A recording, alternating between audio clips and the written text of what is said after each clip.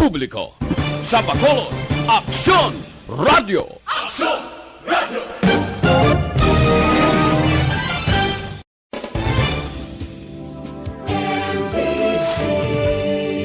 Manila Broadcasting Company. Sa balita, Aksyon Balita Evening Edition. Magadulong sa inyo sang mga nagapanguna nga balita lokal, national, international, sports, kag entertainment. Aksyon Balita Evening Edition. Kag karon ang inyong news team. Una sa balita, una sa aksyon. Mayong gabi Metro Bacolod, mayong gabi kabugusan nga Western Visayas. Welcome sa pagpangalagad sa Aksyon Balita Evening Edition. Karon nga adlaw Sabado, Marso 12, tuig 2022. Makitaan kita live sa among official Facebook page kag sa YouTube channel ang Aksyon Radyo Bacolod kag mabatian pag sa www.actionradyobacolod.com.ph.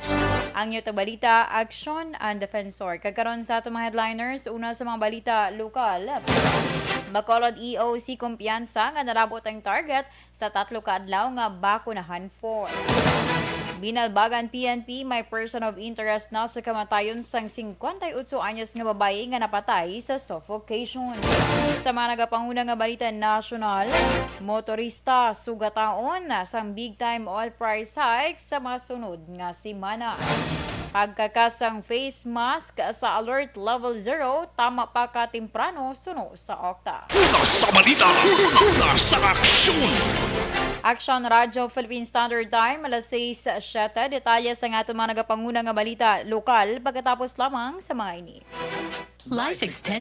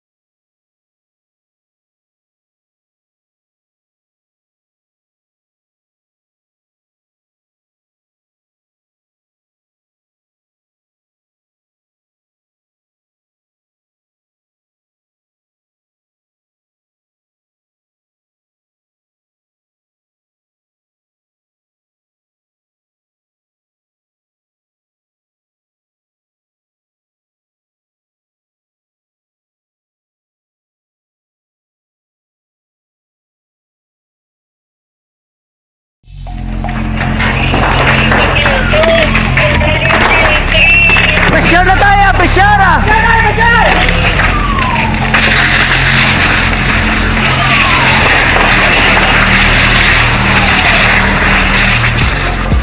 Every day is Fire Prevention Day. Gani importante nga maihibalo kita kung paano malikawan ang sunog. Yari ang pila ka mga action tips angot sa fire prevention. Sa tion nga maghalin sa balay, siguraduhon nga naka-unplug ang tanan nga saksakan. Likawan ang octopus connection o kung ang pagsaksak sang madamo nga gamit sa isa ka outlet. Dapat wala man sang overloading sa mga saksakan kag lantawon kung masarangan ang mga appliances nga nakasaksaka. Likawan ang mga substandard nga kagamitan. Hindi pag i-charge ang gadget overnight kaang isang cellphone. Taguon ang mga posporo, lighter, kag iban pa nga flammable materials sa mga kabataan. Kag siguraduhon man nga malayo ini sa kalan. Siguraduhon man nga wala nagalik ang inyong LPG. Sa isa ka business establishment, dapat mayara sang fire extinguisher kag dapat nakahibalo ang tanan sa pag-usar sini. Hibaloon man ang expiration date sang fire extinguisher kag i-refill kung expired na. Magpreparar sang fire exit plan lagi pa diri ang emergency exit o kung ang lugar nga wala sang harang nga pwede guwaan sa tiun sang sunog. Dapat nakasave sa inyong mga cellphone ang mga emergency numbers nga pwede tawagan sa tiun sang emerhensya. Kung nagakalayong imo nga lawas, himuon ang stop, drop, kag roll. Para malikawan ang sunog, nagakinahanglan ini sang partisipasyon sang publiko. Kung nakahanda kita sa mga kalamidad, dapat preparado man kita sa sunog. Ini sa Action Daily Salazar para sa action tips nga nagapahanumdom nga maghalong sa tanan nga tiun. Pangin mainalamon sa pagpili ng kandidato. Pangin mabinantayon kag mainid sa mga ibutang sa pwesto.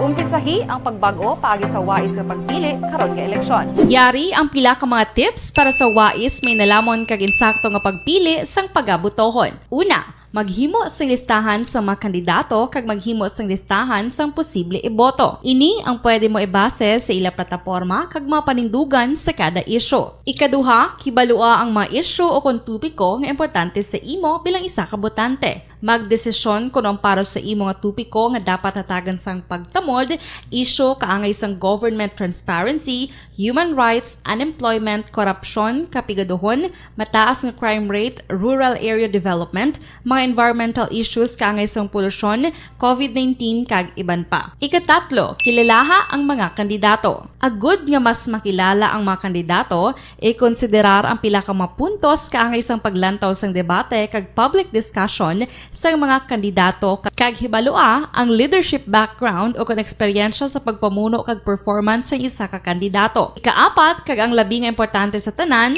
magboto. Mauyang lang. Aksyon na Radyo Philippine Standard Time alas 6:11 kag karon sa detalye na sang aton mga nagapanguna nga balita lokal.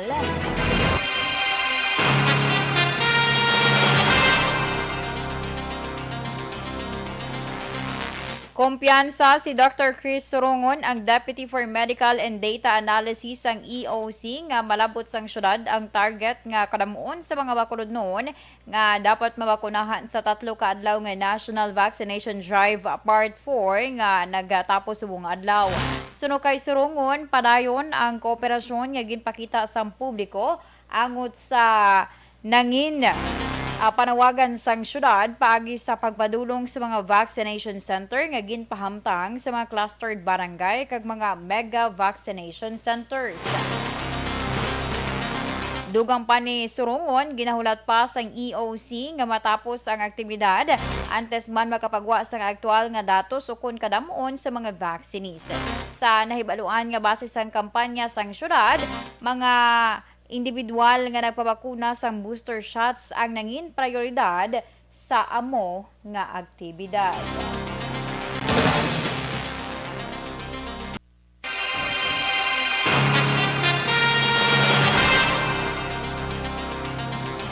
Sa iban nga balita lokal, may person of interest na ang binalbagan na PNP sa kamatayon sa 58 anyos nga babae nga nasapuan kahapon sa sulod sa puluyan sa San Gregorio Village, Barangay Paglaom sa Banwa sa Binalbagan.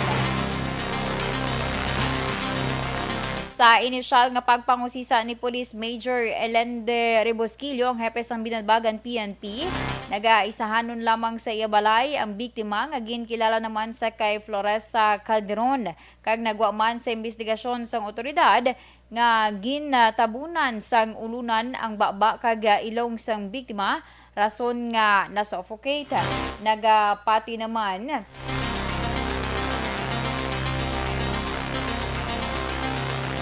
Nagapati man si Robosquillo nga ang sospetsado ang nag-agi sa bintana bangod sa nakitaan nga mga ginpangkakas nga mga jealousy malapit sa kusina sang balay.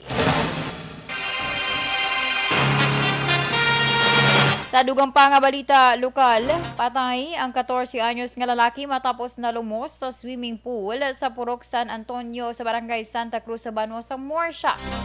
Sa inisyal nga pagpangusisa ni Police Lieutenant Frankie Pasyente, ang Deputy Chief of Police sa Morsha PNP, nag-upod ang biktima sa iya classmate nga nag-celebrate sa kadlawan para maligo sa Gasos Downhill resort apang likom sa hibalo sang iya mga kaupdanan hindi ini kahibalo maglangoy. Ginaligar nga nagaupod lumpat ang napatay sa swimming pool nga may 6 katapak ang kada lumon. Gindala pa sa Morsha Health Unit antes ginsaylo sa Riverside Hospital sa syudad sa Bacolod ang biktima apang ini ang gindeklarar nga dead on arrival. Tungod sa natabo, dadawagan si pasyente sa mga ginikanan nga bantayan ang kabataan nga nagapaligo sa mga swimming pool kag sapa agod malikaw sa disgrasya. Ay kabalo ang iyang mga upod na siya dali hindi kabalo maglangoy. So sang salaka ang mga upod niya, so siya na kunan nga sa mga iblabulig. So sa mga upod niya, then rescue basta amot matabo ang lamon na inom ng tubig.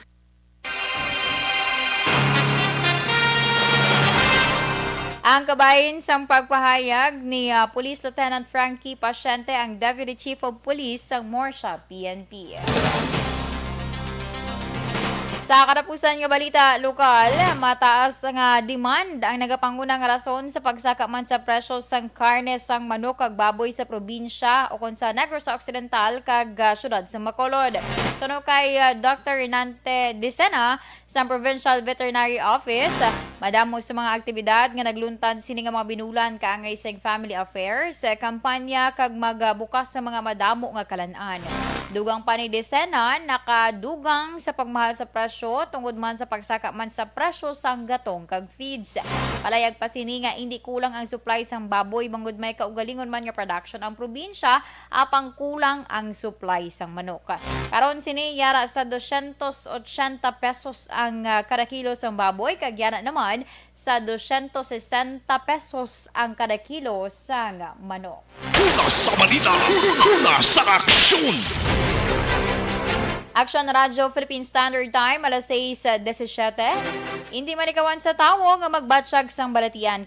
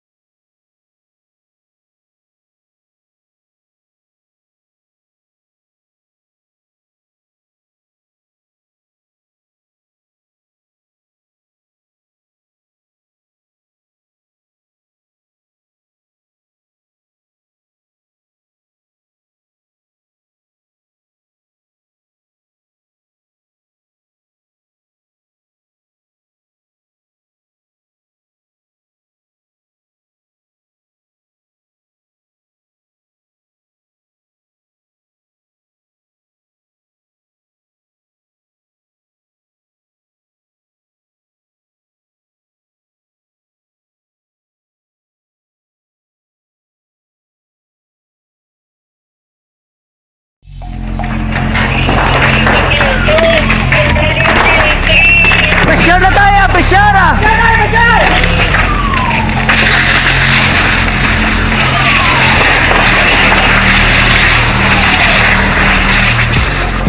Every day is Fire Prevention Day. Gani importante nga maihibalo kita kung paano malikawan ang sunog. Yari ang pila ka mga action tips angot sa fire prevention. Sa tiun nga maghalin sa balay, siguraduhon nga naka-unplug ang tanan nga saksakan. Likawan ang octopus connection o kung ang pagsaksak sang madamo nga gamit sa isa ka outlet. Dapat wala man sang overloading sa mga saksakan kag lantawon kung masarangan ang mga appliances nga nakasaksaka. Likawan ang mga substandard nga kagamitan. Hindi pag i-charge ang gadget overnight kaangay isang cellphone. Taguon ang mga posporo, lighter, kag iban pa nga flammable materials sa mga kabataan ag siguraduhon man nga malayo ini sa kalan.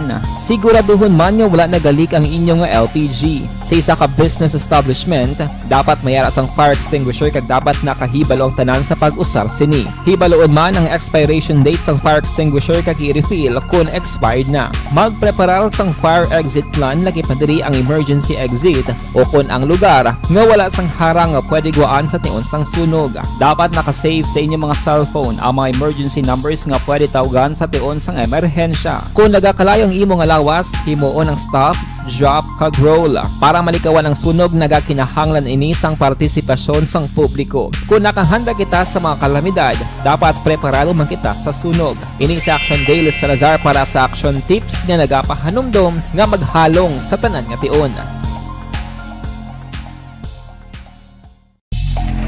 Inalamon sa pagpili ng kandidato, pangin mabinantayon kag mainid sa mga ibutang sa pwesto.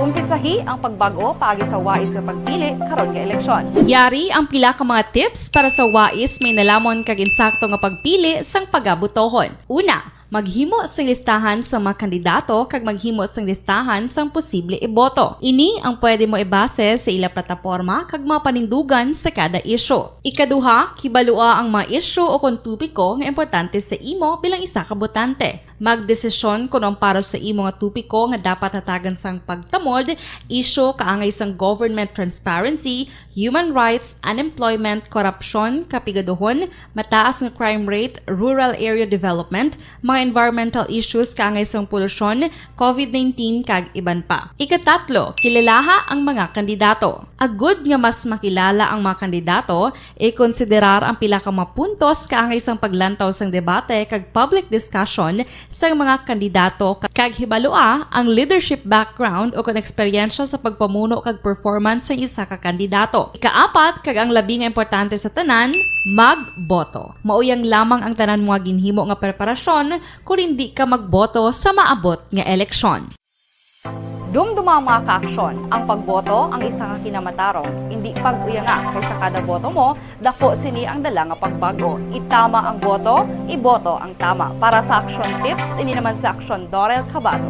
Sa din ka manyabahin sang Pinas, labuton ka sa amon balita kag serbisyo. Sama-sama tayo, Pilipino. Una sa balita, una sa aksyon, sa Bacolod, Aksyon Radio. Mangin may The Candidates Forum.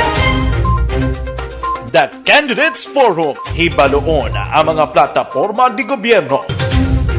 Usisaon ang nahimuan kag inagihan sa mga politiko. Patpaton ang mga proyekto nga ila ginaplano. The Candidates Forum, programa sang Aksyon Radyo Bacolod kag Northwest In nga magahatag kay gayunan sa publiko nga mas makilalaan sang husto ang mga kandidato sa 2022 national and local elections. The Candidates Forum. The Candidates Forum. Hosted by Aksyon Boy Duran with guest panelists Aksyon Fred Salanga, Aksyon Rex Cantong, Aksyon Art Tayhupon, Aksyon Brian Morden, Aksyon Eric Magbanwa, kag Aksyon Marlon Genovea. Diri lang sa Aksyon Radyo Bacolod. The Candidates Forum. Bangod sa pamahog sing COVID-19 pandemic, madamo sing kompanya kag local government unit ang nagpatuman sang work from home sa ilang mga empleyado. Naga-work from home kung naka-close contact sa nagpositibo sa virus o kung mismo nagpositibo sa COVID-19. Madamo sang benepisyo ang mahatag sang work from home, pero hindi naton malikawan nga ma-bored kag ma-stress bangod sa sini nga setup sa masobra na isa ka tuig nga pagpakiaway sa COVID-19. Base sa pagtuon sa United Nations International Labor Organizations, nagatugas sing stress ang tuman niya pag-usar sa gadgets kangay sa cellphone kag computer. Gani, iyaring tila ng mga poslano nga action tips sa mga nag-work from home. Una, mag-set up sa workspace sa mga balay sa tuyo nga makafocus sa imong trabaho. Ang workspace ay hindi kinahanglan nga dako nga kwarto, ang importante, komportable ka sa imong trabaho. Matapos ang pila ka oras nga nagapungko ka mag-computer, dapat may tion nga mag-stretching agud malikawan nga ma-strain ang imong likod o kon liog. Time management. Manghimo sa imong time schedule kag mga National. Sugat ang unsang panibago naman nga pagtaas sa presyo sang gatong ang mga motorista sa masunod nga semana. nga magamarka sang ika-11 na nga semana sa pagtaas sa presyo base man sa pagbana-bana sang Unioil Petroleum Philippines. Sa fuel price forecast para sa Marso 15 tugto 21 nga trading week, ang presyo sa kada litro sang diesel ay nagalabot sa 12 pesos kag 20 sentimos tubtob 12 pesos kag 30 sentimos. Samtang ginabuluban ta yara naman sa 6 ka pesos kag 80 sentimos tubtob sa 7 pesos sa kada litro ang saka sa presyo sang gasolina. Una ginpahayag sang oil industry nga ang presyo sang diesel mahimo nga magtaas sa 12 pesos kag 72 sentimos sa kada litro. Kag 8 pesos naman kag 28 sentimos sa kada litro sang gasolina sa masunod nga semana.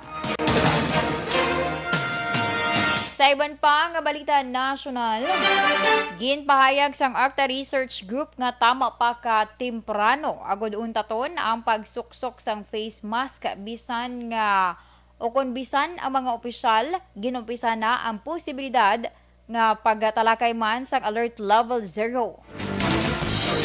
Matapos nga ang kadamuon sang bag-o nga kaso ang nagapabilin nga manubo sa pihak nga gin-implementar ang Alert Level 1 status sa madamo nga lugar kalakip na sa Metro Manila. Suno kay Octa Fellow Dr. Guido Gavi o kon Guido David, wala sang kinalain ang Alert Level 0 sa Alert Level 1 kung paghalog sang restrictions kag pagbukas sang dugang nga mga negosyo ang paghahambalan. Dugang pa ni David nga ang 598 ka mga bag-o nga kaso sang COVID-19 nga na-record sang Biyernes ang manubo sa prediction sang Octa nga 650. Una ginpahayag ni Health Secretary Francisco Duque III nga ginatun-an sang gobyerno ang posibilidad nga mas pahalugan o kung ipaidalom sa Alert Level 0 ang COVID-19 status sa madamo nga lugar sa Pilipinas. Wala nagapamor ang isa ka infectious disease expert angod sa plano nga implementasyon sa ginatawag nga Alert Level 0 antes ang Mayo 9, 2022 nga eleksyon.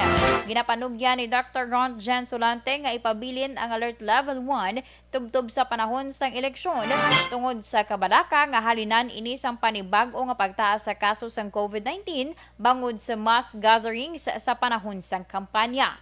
Ginpahanumduman ni Solante nga nagapabilin ang community transmission sang virus kag naganuman ang ginahatag nga proteksyon sang bakuna.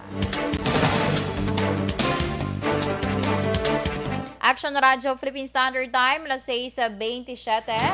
Ginpahayag ni Manila Mayor Esco Moreno Dumagoso nga ang gobyerno sa idalom sa nga pagdumala ang magatukod sang mass disaster resilient evacuation centers agud nga maakomodar sa mga displaced o kung mag-akomodar sa mga displaced individuals sa panahon sang kalamidad. Suno kay Dumagoso kung madinalag-on ini sa eleksyon. Ginpasiguro nga mayara sang long-term planning sa patag sa preparasyon sa natural disasters kangay sang bagyo kag linog para nga mabuligan ang mga apektado nga mga individual kangay sang nasambit nga kalamidad kag agud gilayon man nga makabaton sang buligikan sa gobyerno. Ginhimo ni Dumagoso ang pahayag matapos ipamangkot kung ano ang posible sini nga paghimuon sa epekto sang natural nga kalamidad sa Pilipinas kag sa mga tawo. Kasunod sang halit nga nadulot sadto sang Bagyo Odette sa madamo nga probinsya nga nahamtang naman sa Visayas kag Mindanao. Una sa balita, una sa aksyon.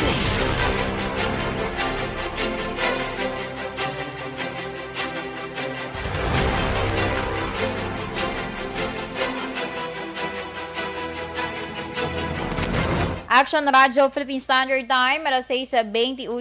Kaginyugin pamatian ang kabugusan nga detalye sang aton mga natipon nga mga balita. Diri lamang sa Action Balita Evening Edition, karon nga adlaw, Sabado, Marso 12, 2022. Sa liwatan yung tagbalita, Action and Defensor. Mga ka-action sa rin ka man sa Pinas, labuton ka sa ngamon balita kag serbisyo. Sama-sama tayo, Pilipino. Una sa balita, una sa Action, sa Bacolod, Action Radio. Action Radio number